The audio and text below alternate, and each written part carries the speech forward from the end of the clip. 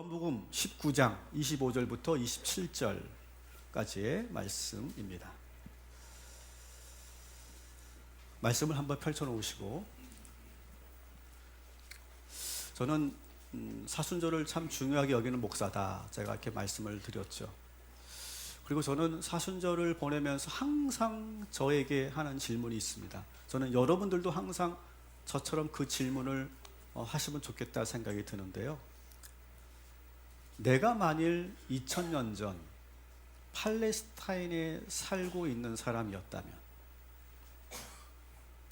그때 내가 분명히 예수님을 만났을 텐데, 그때 나는 어떤 삶을 살고 있을까? 그때 나는 어떤 위치에 있을까? 그 질문을 오늘 이 시간 여러분들에게 드리고 싶습니다. 분명한 것은 저는 분명히 예수님의 제자였을 것 같아요. 그거는 제가 확실합니다. 분명히 저는 예수님의 제자였을 거예요. 자, 그런데 여러분, 예수님의 제자 하면 우리는 12제자만 생각하죠. 그죠? 예수님 12제자만 생각하는데, 사실 예수님의 제자 그룹은요, 다층적이었습니다. 다양한 그룹들이 있었다는 거예요. 12제자만 있었던 게 아니라는 거죠. 그러니까 12제자 하면 예수님과 같이 생활하면서 전적으로 예수님을 따랐던 그런 그룹들이죠. 우리가 잘 알고 있는 베드로, 야고보, 요한, 안드레, 마태, 그런 제자들, 12제자 그룹이 있었습니다. 그리고 또 한 그룹이 있는데, 그것이 바로 여제자 그룹이에요. 이 여제자 그룹들은 예수님과 12제자들이 사역을 하는데 여러 가지 모양으로 지원을 아끼지 않았던 그룹입니다. 실생활에 필요한, 가령 재정적인 문제라든지, 또 옮겨 다니시면 식사 문제라든지 거처의 문제라든지 그런 것들을 지원했던 그룹입니다. 그리고 여성 신학자들의 연구에 따르면 단순히 이 여제자들이 어떤 그렇게 지원만 하는, 남자 제자들을 도와주는 역할만 했던 것이 아니라 실제로 이 여제자들도 상당히 카리스마적인 그런 영적 능력을 가지고 있었다라고 이렇게 연구가 되어집니다.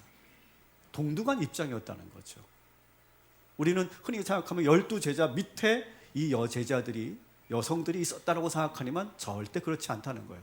동등한 지위에서 예수님을 따르는 제자였다, 이렇게 소개하고 있습니다. 성경에 보면 여제자들도 상당히 많이 나오는데, 막달라 마리아, 또 야고보 요새의 어머니 마리아. 그 당시 마리아는 아주 흔한 이름이에요. 순자, 그런 같은 이름이에요. 순자, 미자, 춘자, 그런 이름과 똑같아요. 마리아는 아주 흔한 이름인데, 야고보 요새의 어머니 마리아, 또 야고보 요한의 어머니 살로메, 수산나, 또 마리아와 마르다라고 하는 자매도 여러분 아실 거고, 특히 헤롯 왕 청지기 구사의 아내 요한나. 이 요한나는 특별히 헤롯 왕의 청지기였으니까 남편이 상당히 재정적 여유가 있었기 때문에 재정적 지원을 아끼지 않았던 여제자로 이렇게 소개되고 있습니다. 이 여제자 그룹이 있었고, 또 세 번째 그룹은 따라합시다. 숨어있는 제자들. 숨어있는 제자들도 있었다는 거예요. 자, 누가 숨어있는 제자들이었냐면 바로 니고데모 같은 사람들. 사실 니고데모는 바리새인입니다. 바리새인. 그러면서도 산헤드린 공회, 여러분 산헤드린 공회가 뭔지 아시죠? 그 당시 최고의 의결기관입니다.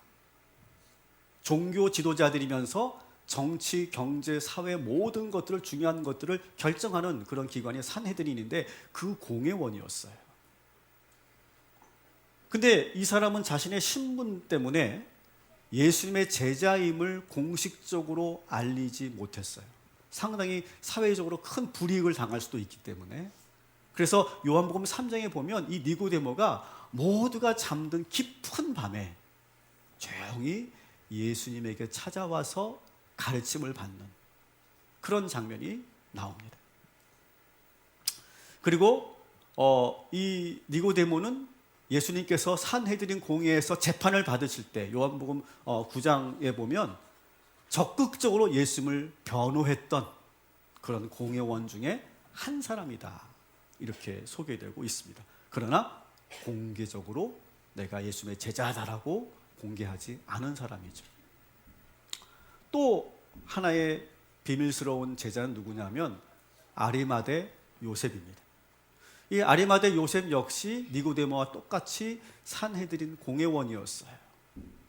근데 그 전까지는 전혀 예수님의 제자임을 드러내지 않다가 언제 드러내냐 하면 예수님께서 십자가에 달려 죽으시고 나서 그 시신을 수습해야 되는데 누구도 못하는 거예요. 제자들도 다 도망가 있으니까 누구도 시신을 수습하지 못할 때 자신이 가지고 있었던 무덤을 예수님의 시신을 수습할 수 있도록 장례를 치러드리고 또 이것을 하기 위해서 공개적으로 내가 예수님의 제자임을 커밍아웃하는 그런 제자가 바로 아리마대 요셉이었어요.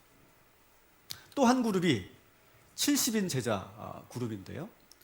이 70인 제자 그룹은 예수님께서 특별히 파송한 전도 제자 그룹입니다.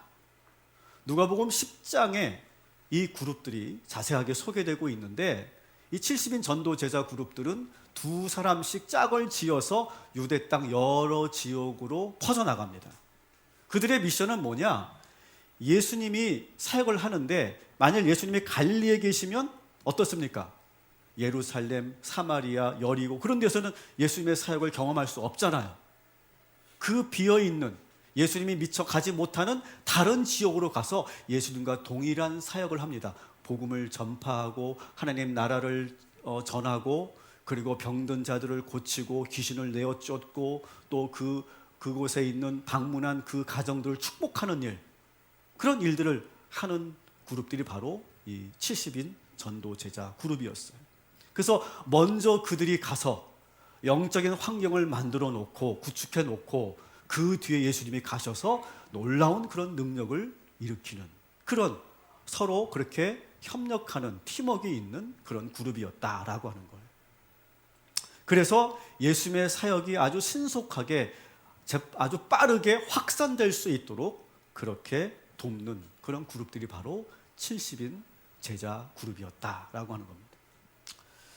마지막 그룹이 익명의 대규모 군중 그룹이었어요. 이름들은 소개되지 않지만 예수님이 가시는 곳마다 적게는 수백 명, 많게는 수천 명이 함께 했잖아요. 여러분 5천 명이 먹인 사건을 여러분 기억하시잖아요. 한 번 이렇게 예수님이 가시면 수백 명, 수천 명이 모입니다. 그들도 역시 예수님의 제자 그룹이라고 말할 수 있어요. 예수님의 설교와 가르침을 듣기 위해서, 배우기 위해서 모여들었고 예수님의 그 놀라운 기사와 표적을 보기 위해서 참여했던 그런 군중들이죠. 이렇게 우리가 5개의 그룹으로 예수님의 제자 그룹을 우리가 볼 수도 있고 또 다른 기준으로 해서 크게 2개의 그룹으로도 예수님의 제자를 이렇게 분류할 수 있습니다. 첫 번째는 자신의 모든 것을 버려두고 전적으로 예수님을 따랐던 제자들. 12제자가 대표적인 그런 사람들이죠. 그들은 자기의 직업이나 가정을 뒤로하고 일상생활을 포기하고 따랐던 그룹입니다. 베드로, 안드레는 자기의 그물과 배를 버려두고 예수님을 따랐다. 이렇게 성경에 나와 있고요. 마태 같은 세리장은 자신의 그 공직을 내려놓고 예수님을 따랐죠. 이렇게 자기의 모든 것을 버려두고 전적으로 예수님을 따랐던 그룹들이 있고 또 한 그룹은 자신의 삶을 유지하며 그러면서 예수님을 따랐던 그룹이 있습니다. 이 그룹은 예수님을 믿고 따르면서도 자신의 일상생활과 직업을 그대로 유지한 사람들이에요. 이들은 예수님을 말씀을 믿고 가르침을 따랐지만 12사도들처럼 전적으로 예수님과 동행하지는 않았어요. 가령 막달라 마리아, 요한나, 수산나 같은 여성들은 가정이 있었기 때문에 남편이 있었기 때문에 함께 하지는 못했지만 예수님의 사역을 재정적으로 지원하고 그리고 때때로는 같이 여행을 갈 수도 있지만 다시 집으로 돌아가는 자신의 일상을 계속해서 책임을 져야 하는 그런 그룹들이었죠. 만일 여러분들이 2000년 전에 팔레스타인에 살고 있었다면 여러분들이 예수의 제자였다면, 그 당시 제자였다면 여러분들은 어떤 그룹에 속했을까요?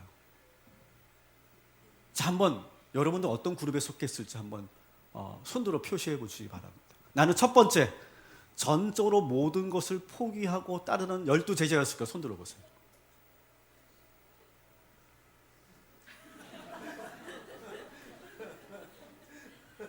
저기 한 분, 이상란 장로님 한 분, 제가 기록해 놓겠습니다. 네. 한 분. 없어요? 상당히 당황스럽습니다. 자, 두 번째 그룹. 재정적으로 후원하며 자신의 일상을 유지하며 따르던 제자, 손 들어보세요. 제일 많을 줄 알았어. 그리고 생각보다 많지는 않습니다.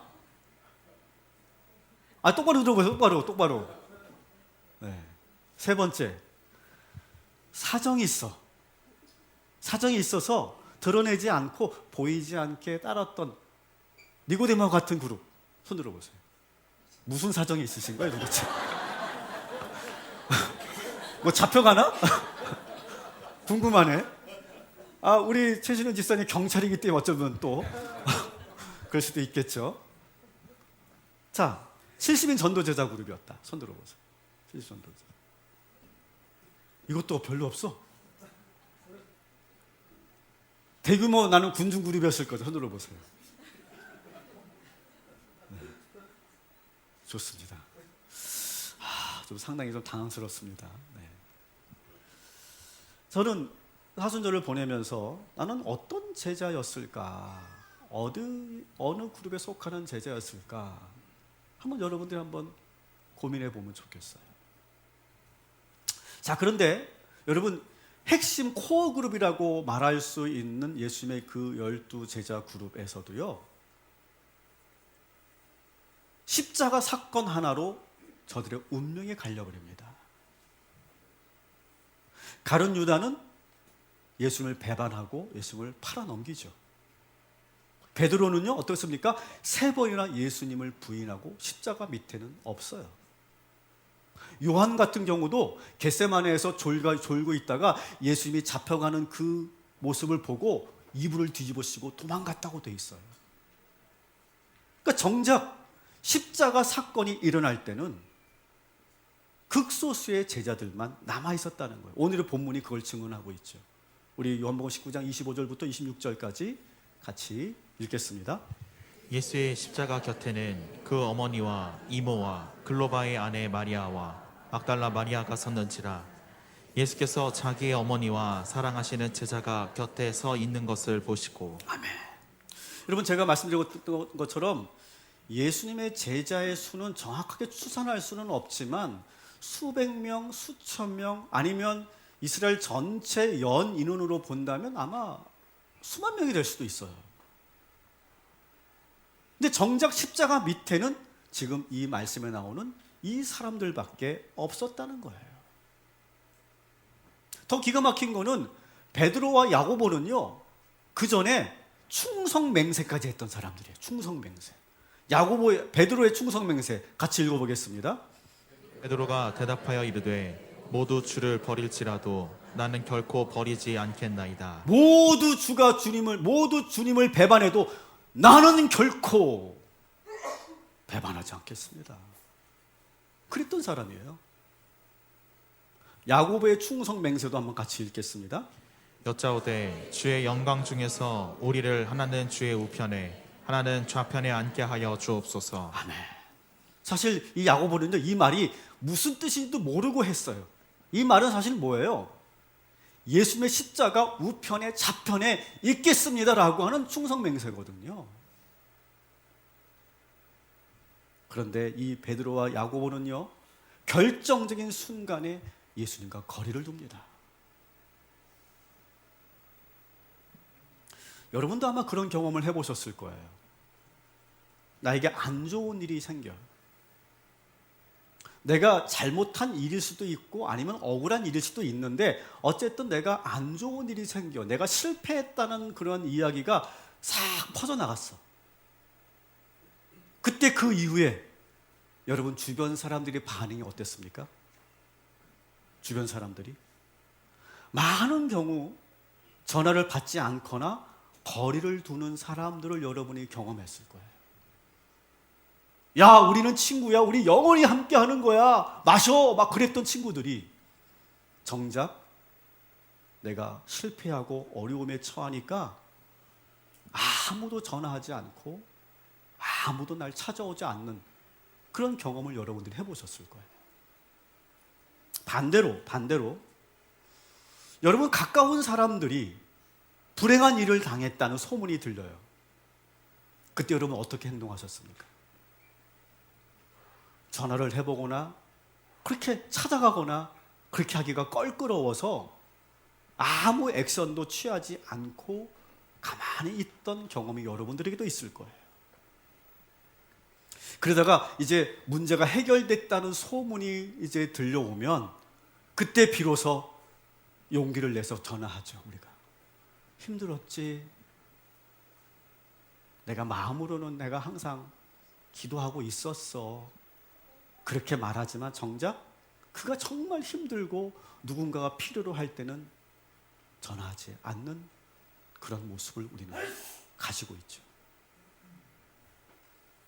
지금 그 많던 예수님의 제자들도 지금 마찬가지인 거예요. 정작 예수님께서 잡혀가시고 재판을 받고 그리고 판결이 나고 온갖 고초를 겪는 모습을 보니까 너무도 허망하게 잡혀가시는 모습을 보니까 그리고 그 수많은 군중들이 막 성나가지고 광기 어린 그런 목소리로 예수를 죽이라고 막 외치니까 거기서 감히 누구도 예수님 끝까지 그 가까이 갈 수가 없는 거예요. 두려워서. 여러분 이렇게 사실은요 쉽게 예수님의 곁을 지키기가 어려웠을 거예요. 저는 지난 수요일날 우리 성도인들과 함께 명화를 가지고 사순절 묵상을 했었습니다. 그때 제임스 티봇이라고 하는 작가가 1890년대에 그린 우리 주님이 십자가에서 본 것이라고 하는 작품을 함께 우리가 감상하는 시간을 가졌어요. 이 작품은 수채화 작품인데요. 보통 우리가 예수님의 십자가에 대한 그림을 보면 예수님께서 십자가에 달려 계신 그 모습을 우리는 보통 그림을 통해서 보는데 오늘 이 그림에서는 예수님의 십자가가 보이지 않습니다. 근데 예수님의 신체 일부가 보이죠. 뭐가 보입니까? 맨 밑에 예수님의 발이 보입니다. 예수님의 발. 그러니까 이 그림의 컨셉은 십자가 위에서 내려다보는 예수님께서 내려다보는 풍경을 지금 이 그림으로 형상화한 것이라고 볼 수 있죠.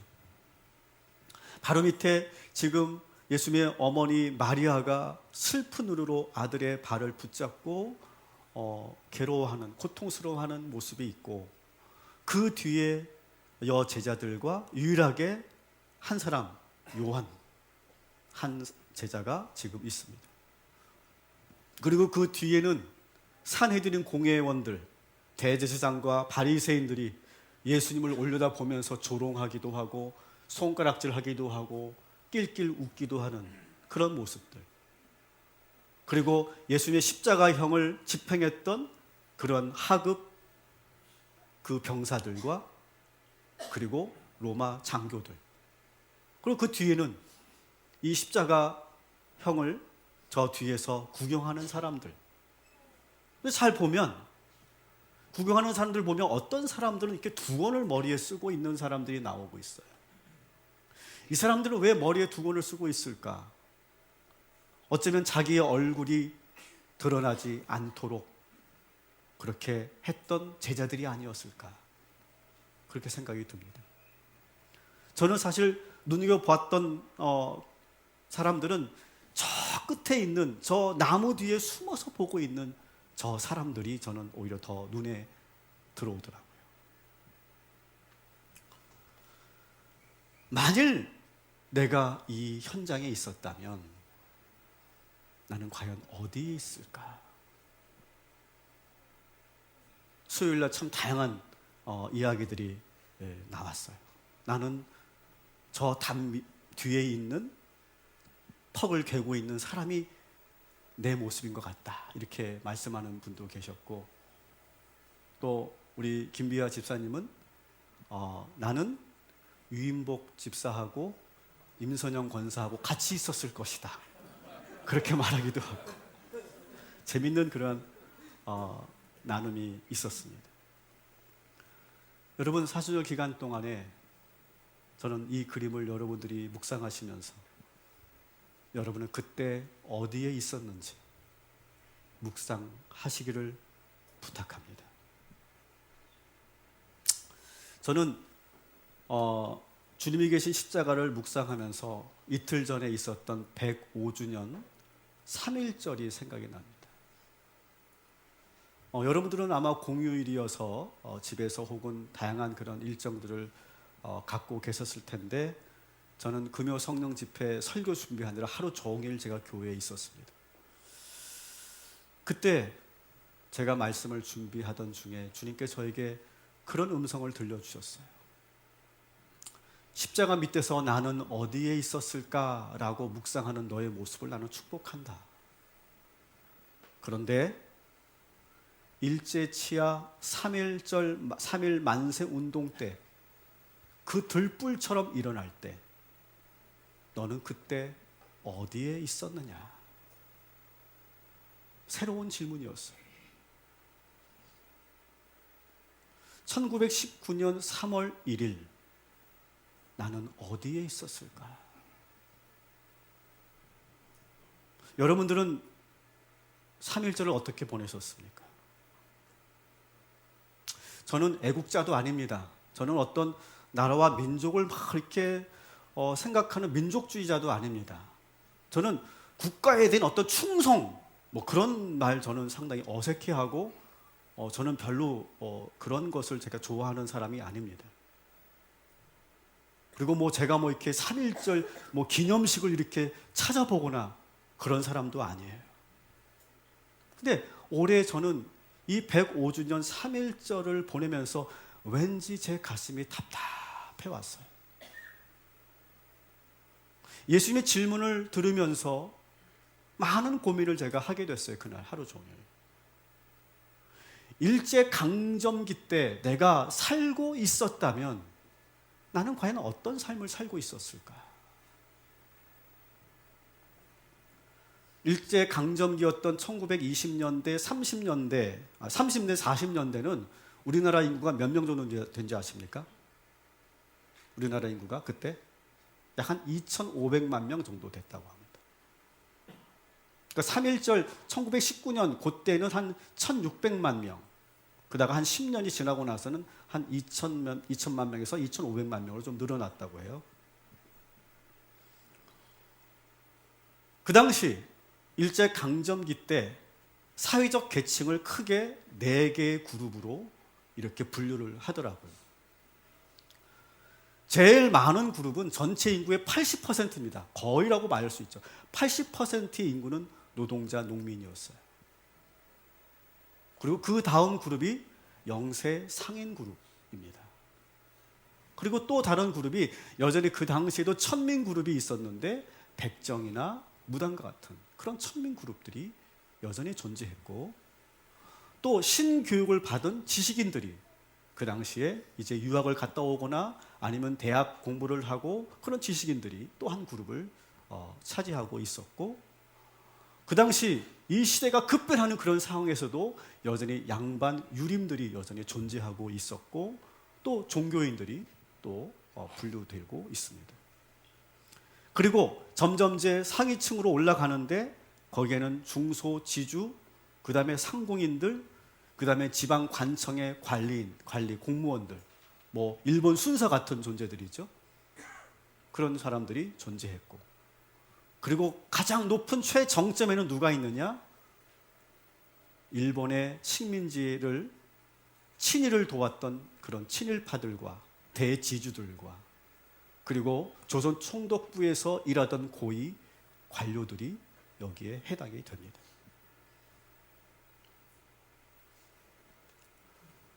이 그림에서 보시는 것처럼 90%의 국민들은 다 하층민이었어요. 그 당시 중류층이라고 한다면, 이 그림을 본다면 신교육을 받은 지식인 정도, 혹은 중소지주 상공인 정도, 그리고 하급 공무원 정도가 이제 중산층이라고 볼 수 있는데, 그게 7%밖에 되지 않는다는 거예요. 그리고 1% 정도가 상류층에 해당이 됩니다. 그러니까 그 당시는요, 오늘날보다 더 극심한 빈부격차가 심했던 그런 사회였어요. 그러니까 영화에서 뭐 양복 입고 중절 모자 쓰고 그리고 뭐 자동차를 타고 인력거를 타고 그런 사람들은요, 극소수의 사람인 거예요. 우리가 영화를 보니까 그런 사람들이 조선시대에 그 조선 구한말에 많은 걸 생각하지만, 그 영화에 나오는 건 멋있으니까 그렇게 나오는 거지, 사실은 정말 극소수 1, 2%에 해당되는 사람들의 이야기인 거예요, 사실은. 이 가운데 독립운동을 한 사람들은 얼마나 될까요? 제가 역사 자료들을 보니까 1919년 3월 1일 만세를 부른 사람들이 한 달간 이 만세운동이 지속됐는데 106만 명, 그러니까 100만 명이 조금 넘었다는 거예요. 그 당시 만세운동을 부르다가 사망한 사람들이 7,500명, 그리고 구속된 사람들이 4만 7천 명. 그러니까 절대 적지 않은 숫자죠. 100만 명이 만세운동을 불렀다. 아주 많은 숫자라고 보여집니다. 그리고 그 이후로부터 많은 그런 독립을 위해서, 나라 독립을 위해서 독립운동에 가담하고 목숨을 걸고 싸웠던 사람들이, 정확한 숫자를 파악할 수 없지만 그래도 통계를 내보면 25만 명에서 한 60만 명 정도가 됐다는 거예요. 적지 않은 숫자입니다. 자, 그런데 이 통계를 다른 관점에서 본다면 좀 충격적입니다. 100만 명이 만세운동에 참여했고 한 4, 50만 명이 독립운동을 위해서 목숨을 걸고 싸웠다라고 하는 그런 것으로 보여지지만, 여러분 다시 다른 관점에서 보면, 여러분 1919년 만세운동에 가담한 사람들이 100만 명이라고 하지만 전체 인구에 보면 6%밖에 되지 않습니다. 94%는 만세를 부르든 무슨 태극기를 들고 거리를 나가든 상관없이 94%는 그냥 내 삶을 살아갔다는 거예요. 나와 상관없는 이야기라고 생각했다는 거예요. 독립운동에 가담한 사람들의 전체 인구는 그저 1%에서 정말 많이 잡아야 3% 정도에 지나지 않는다는 거예요. 그러니까 대부분 90%에서 97%의 대부분의 조선인들은 나라를 빼앗겨도 그냥 자기의 평범한 삶을, 개인의 삶을 살았고, 세상이 어떻게 흘러가든 그 흐름에 맞춰서 살아갔을 뿐이라는 거예요. 이게 팩트라는 거죠. 이럴 때 나는 과연 어떤 삶을 살고 있었을까요? 저는 한 주간 계속 이 고민을 하고 생각했어요. 주님께서 내가 십자가에 달려 있을 때 너는 어디 있었느냐라고 물으셨던 것처럼 저에게 계속해서 물으셨어요. 일제 치하에서 너는 어떤 삶을 살았니? 3.1운동 때 너는 무슨 일을 하고 있었니? 너 거기 있었니? 주기철 목사가 신세 참배를 거부하면서 옥고를 치르고 모판 위를 걸어가고 결국 순교당할 때 감리교 김석형 목사는 뭘 하고 있었니? 저희 계속 물으시는 것처럼 느꼈어요. 여러분, 그 당시 대부분의 교단들은요, 신사참배에 가담했습니다. 많은 교회들이, 90% 이상의 교회들이 다 신사참배의 결정을 따랐어요. 천주교 같은 경우는 아예 로마 교황청에서 교지가 내려옵니다.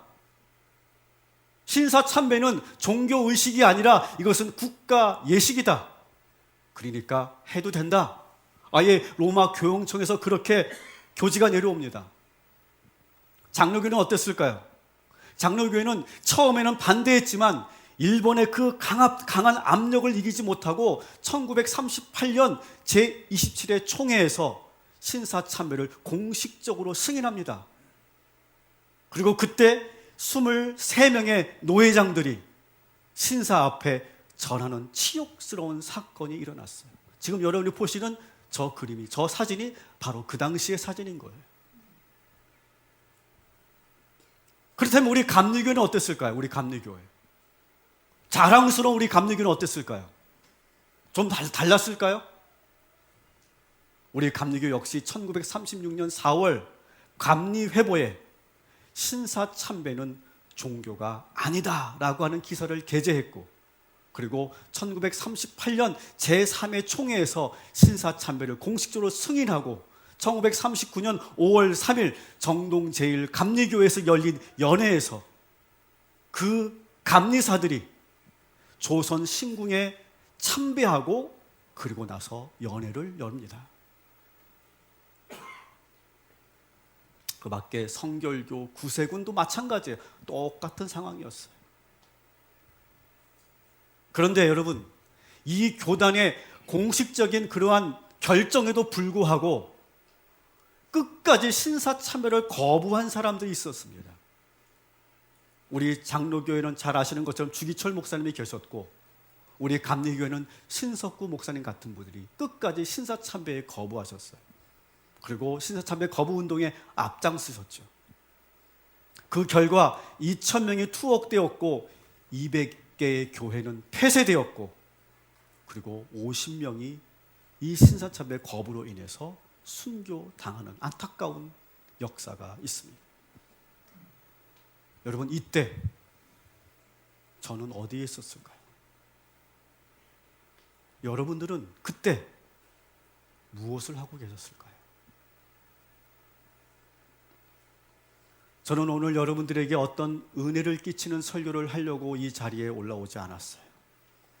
여러분들을 좀 고민하게 만들고 근심하게 만들고 여러분들이 오늘 이 말씀을 들으면서 걸려 넘어지기를 바라서 저는 오늘 이 말씀을 전하고 있습니다. 제가 종종 걸려 넘어진다라고 하는 표현을 여러분이 종종 썼는데 그게 무슨 말인가 의아하신 분들이 계실 거예요. 로마서 9장 33절 말씀을 같이 읽겠습니다. 그것은 성경에 기록한 바와 같습니다. 보아라, 내가 시온에 부딪히는 돌과 걸려 넘어지게 하는 바위를 둔다. 그러나 그를 믿는 사람은 부끄러움을 당하지 않을 것이다. 아멘. 보라, 부딪히는 돌과 걸려 넘어지게 하는 바위를 너희들 앞에 둔다라고 하는 거예요. 그 걸려 넘어지는 그 바위 앞에 우리가 걸려 넘어지면 우리가 어떻게 된다요? 부끄럽게 여기게 된다는 거예요. 여러분, 오늘 이 시간 우리가 오늘 이 말씀을 들으면서 솔직히 나의 모습을 돌아보고 부끄러워지시기를 주님의 이름으로 축원합니다. 우리는 선뜻 여전히 나는 주님의 12제자가 될 것이고 나는 십자가 밑에 끝까지 남아있을 것이요 라고 자신 있게 우리가 손들지 못하고 있지 않습니까? 우리가 만일 일제 치하에 우리가 살았다면 내가 자신 있게 목숨을 걸고 독립운동에 가담할 것이요 라고 우리가 자신 있게 말하지 못하지 않습니까? 결국 신사 앞에 절하고 그리고 타협하며 살게 되지 않겠습니까? 사순절을 보내시면서 여러분 계속해서 한번 물으시기 바랍니다. 나는 주님이 잡히시고 고초당하시며 십자가를 지고 올라가실 때, 십자가 달려 신음하고 계실 때 나는 과연 어디에 있는가? 일제강점기처럼 또 다시 우리에게 그런 수치스러운 날이 되풀이 된다면 나는 과연 어떤 삶을 살 것인가? 나는 그때 어떻게 신앙을 지킬 것인가? 묻고 고민하는 한 주간이 되시기를 주님의 이름으로 축원합니다. 과거로 갈 필요도 없고요, 미래로 가볼 필요도 없습니다. 현재 내가 어떻게 살고 있는가를 보면 사실 우리는 답이 나옵니다. 답이 나와요. 그러나 오늘 이 말씀을 들은 우리 모든 성도 여러분들, 한 주간 십자가 밑에 서 있으시기를 주님의 이름으로 축원합니다. 항상 옳은 길을 따르시고 정의의 편에 서시기를 주님의 이름으로 축원합니다. 세상 흐름에 떠밀려 가지 말고 주님이 걸어가신 그 좁은 십자가의 길을 따라가시기를 주님의 이름으로 축원합니다. 고통받고 있는 사람, 지금 눈물 흘리고 있는 사람들을 외면하지 마시고 그들에게 똑같이 군중들과 똑같이 돌을 던지지 마시고 끝까지 그 사람들과 함께 하시기를 주님의 이름으로 축원합니다. 예수님은 십자가 위에서 우리를 모두 다 내려다보고 계시죠. 그런데 여러분, 우리가 방금 좀 전에 보았던 그 그림에서 예수님께서 내려다 보실 때, 십자가 위에서 내려다 보실 때, 그때 주님은 그 모든 사람들을 어떻게 보고 계셨을까요? 가까이에 있는 그 제자들만 사랑스러워하시고 인정하셨을까요? 아니요. 예수님은 그렇지 않았어요. 저 끝에 있는 저 나무 뒤에 숨어서 보고 있는 그 영혼을 오히려 바라보면서 사랑스럽게 바라보셨고, 오히려 조롱하는 사람들을 향해서 아버지, 저들의 죄를 용서하여 주시옵소서. 저들이 지금 무슨 말을 하는지 무슨 행동을 하는지 알지 못하고 저러고 있습니다. 주님, 저들을 용서해 달라고 우리 주님은 끝까지 이 그림에 나와 있는 모든 사람들을 사랑하셨죠. 그러나 여러분, 우리가 어디에 있든 어떤 모습으로 있든 우리 주님은 사랑하시겠지만 오늘 이 시간만큼 우리가 사순절 보내는 이 순간 끝까지 내가 십자가 밑에 서리라 그렇게 결단하고 돌아가는 저와 여러분이 되시기를 주님의 이름으로 축원합니다.